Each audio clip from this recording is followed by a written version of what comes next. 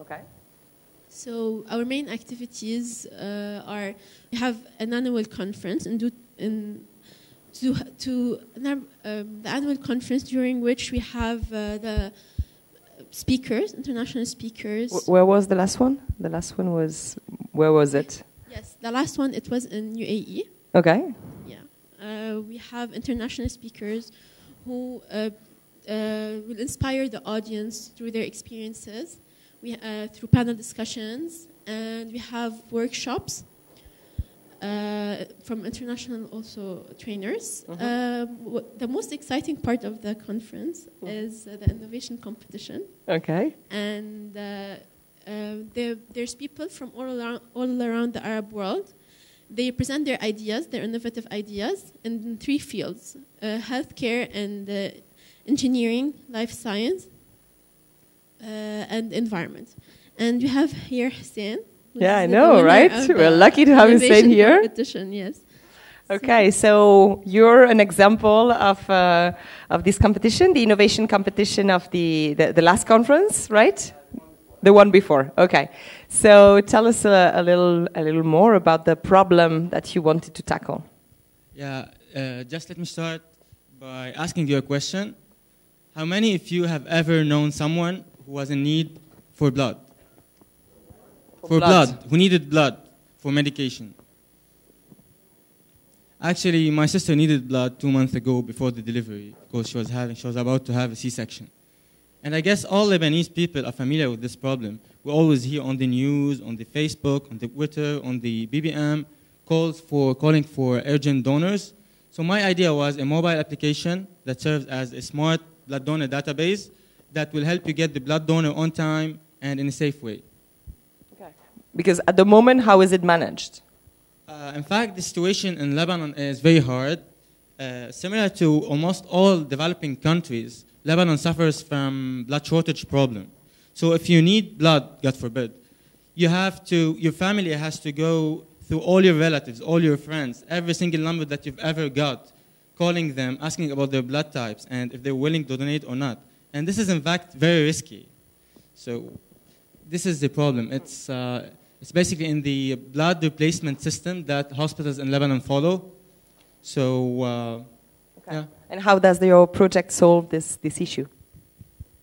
I said it is very risky to take blood through this process because when put under pressure, if you are the brother of the person who needs blood or the friend, so they will create an undue pressure on you to donate, or especially if you've given money as well. So you might lie about your medical history, mistakenly thinking that you are helping the person. So for example, if you've got a tattoo or if you've had an unprotected sex in the past 30 days and God forbid you got HIV, chances are that you will transmit the infection to the person you are giving the blood. And no, the blood tests do not reveal the HIV infection in less than 30 days. So my idea is to concentrate on the voluntary donors and to give the blood donors the maximal convenience when taking a decision of joining a database. So for example, if you are a blood donor, if you want to help people, but at the same time you don't want to get calls all the time, notifications all the time, spams, and you don't want to travel long distances in order to reach the place where you have to donate blood, you will have to sign up on the mobile app, provide simple info, and give us your preferences in terms of what time you want us to contact you and how many donations you would like to donate per year. And the notifications will not reach you if you are not within a short circle, around the short distance around the blood bank. There's a need. And if I need blood, I will go to the blood donor database using the mobile app or the website, and I can search for potential donors without having an idea about the name. So it's completely anonymous. No one will have the intention or the embarrassment to go and harm someone. You're not embarrassing anyone to go and donate. Okay. So, Mira, what do people can learn from this competition? What can we learn from this? Actually, I want to end with, we started as a small group, as I mentioned in the beginning, Cambridge students, strong group of Cambridge students. Mostly young people, Yes, right? It's a network of young people. And the innovation, actually, it concerns only young students, young people with the maximum master's degree and less than 5 years experience. We have societies all around the Arab world, and we have also a society. Hussein is the president of the Aide AUB society, actually. You want to say something? Yeah, you asked about what someone could benefit from joining such a competition. Yeah. I actually had the idea a couple of years ago in mind, but when I heard about the competition through AUB administration, I said, it's a perfect idea, a perfect way to shape my idea into more of a startup structured kind of project.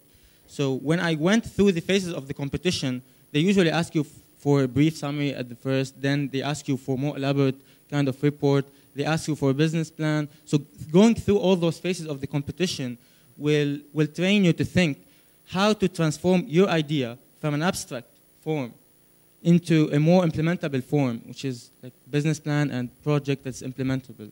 So I would like to encourage all of you, if you have any idea and if you hear about similar competitions, especially our competition at Arab Innovation Network, don't hesitate to write it. Just write a couple of lines, send it to the competition, and hopefully email you'll get to MIRA, and that's going to work out. It helps spread also the word about your idea. Maybe you have funds, maybe you have someone to help you create this application. You never know. Exactly. So if there are anybody here who has an idea, go to MIRA, basically, or go on the Facebook page, right, of the Arab Innovation Network. If anybody is interested in knowing more about Hussein's project or helping him make it bigger, well, go for it. Thank you very much. Thank you very much. Okay.